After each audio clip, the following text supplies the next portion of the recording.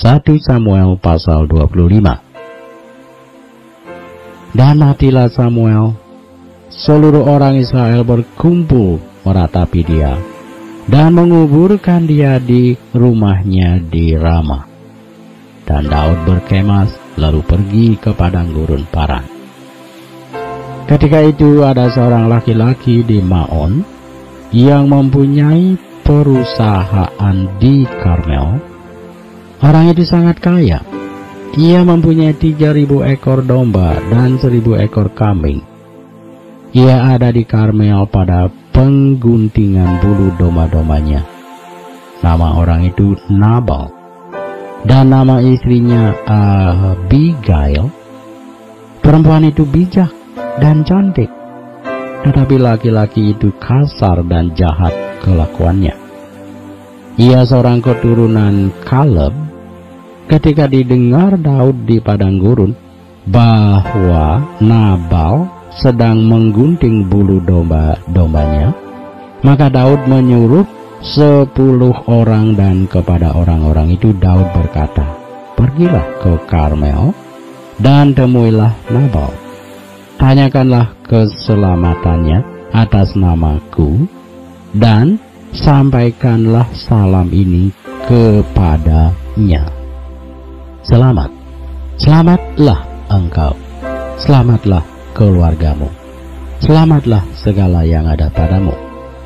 Baru-baru ini aku mendengar bahwa engkau mengadakan pengguntingan bulu domba. Adapun gembala-gembalamu yang ada dengan kami, tidak kami ganggu, dan tidak ada sesuatu yang hilang daripada mereka selama mereka ada di Karmel. Tanyakanlah kepada orang-orangmu, mereka tentu akan memberitahukan kepadamu. Sebab itu biarlah orang-orang ini mendapat belas kasihanmu. Bukankah kami ini datang pada hari raya? Berikanlah kepada hamba-hambamu ini dan kepada anakmu Daud apa yang ada padamu." Ketika orang-orang Daud sampai ke sana, berkatalah mereka kepada Nabal atas nama Daud, tepat seperti yang dikatakan kepada mereka. Kemudian mereka menanti. Tetapi Nabal menjawab anak buah Daud itu, katanya, "Siapakah Daud? Siapakah anak Isai itu? Pada waktu sekarang ini ada banyak hamba-hamba yang lari dari tuannya.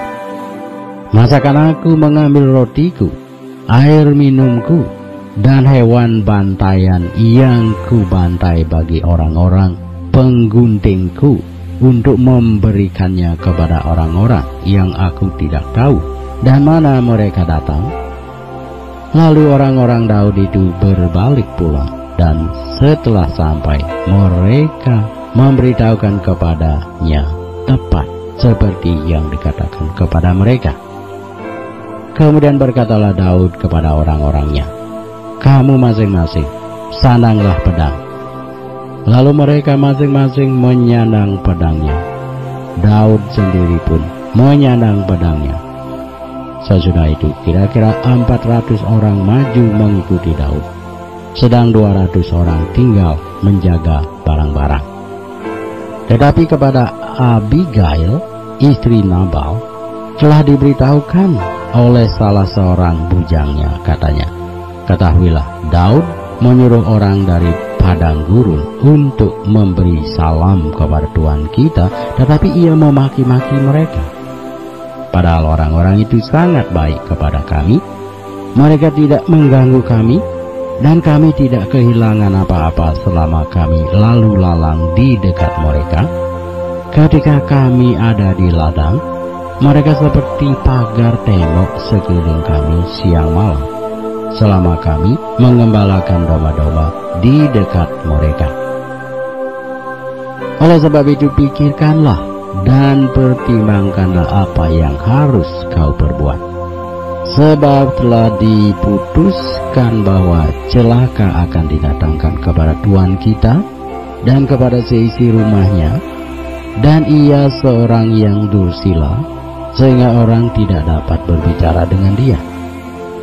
Lalu segeralah Abigail mengambil 200 roti 2 buyung anggur, 5 domba yang telah diolah, 5 sukat pertih gandum, 100 buah kue kismis, dan 200 kue ara.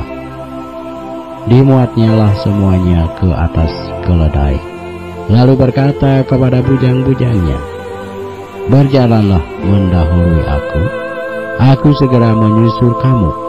Tetapi Nabal, suaminya, tidaklah diberitahunya. Ketika perempuan itu dengan menunggang keledainya turun dengan terlindung oleh gunung, tampaklah Daud dan orang-orangnya turun ke arahnya, dan perempuan itu bertemu dengan mereka. Daud tadinya telah berkata, "Sia-sialah aku melindungi segala kepunyaan orang ini di padang gurun, sehingga tidak ada sesuatu pun yang hilang dari segala kepunyaannya. Ia membalas kebaikanku dengan kejahatan."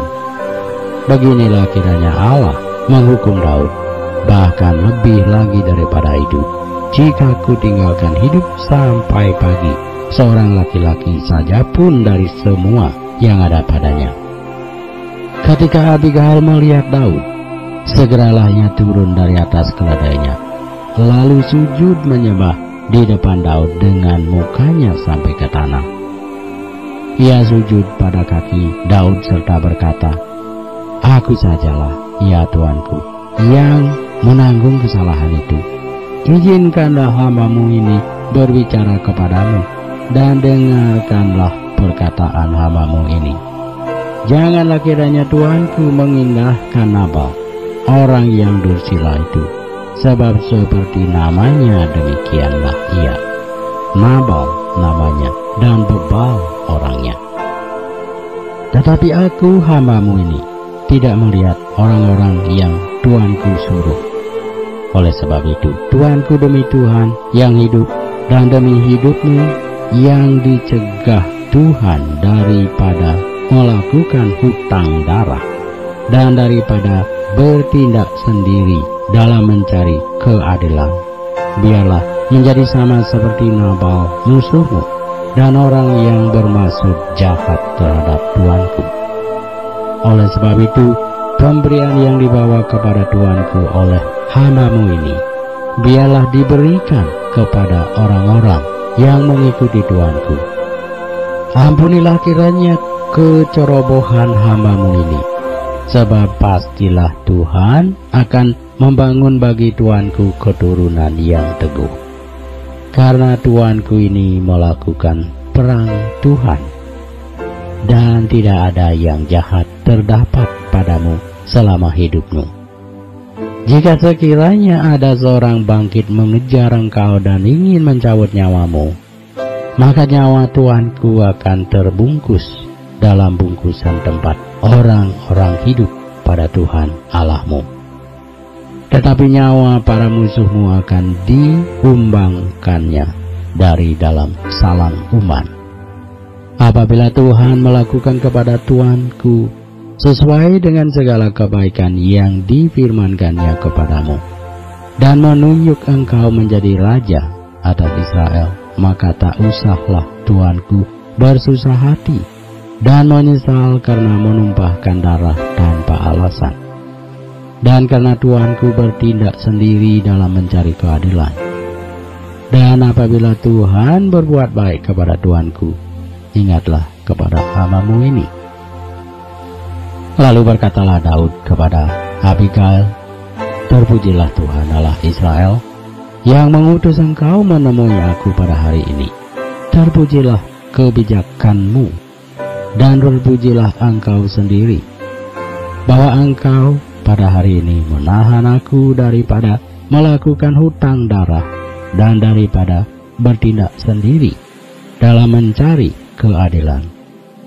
Tetapi demi Tuhan Allah Israel yang hidup, yang mencegah aku daripada berbuat jahat kepadamu, jika engkau tadinya tidak segera datang menemui aku, pasti tidak akan ada seorang laki-laki pun tinggal hidup pada Nabal sampai fajar menyingsing." Lalu Daud menerima dari perempuan itu apa yang dibawanya untuk dia, dan berkata kepadanya, "Pulanglah dengan selamat ke rumahmu.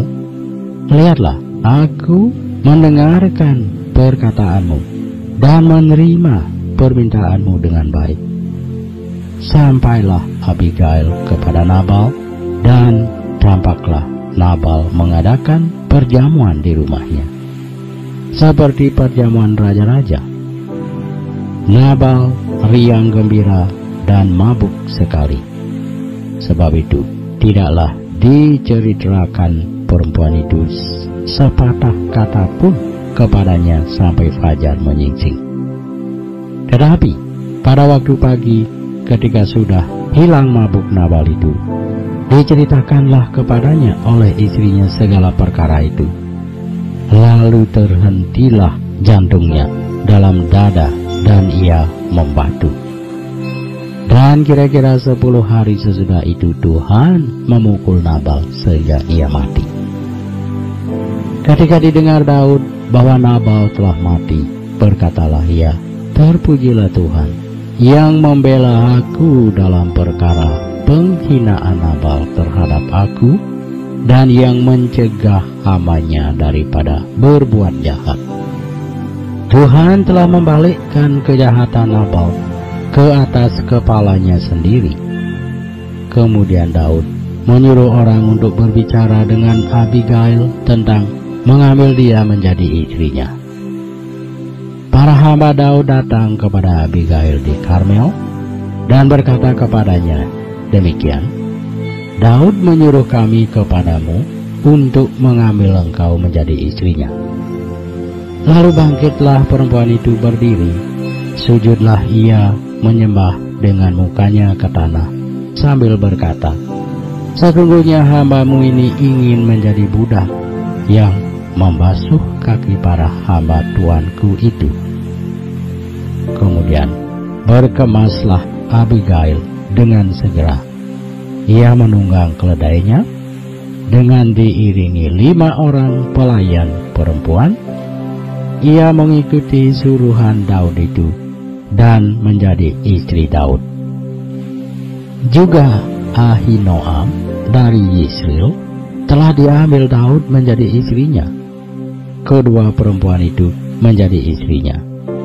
Tetapi Saul telah memberikan Mikal, anaknya perempuan, istri Daud, kepada Palti bin Lais yang dari Galim itu.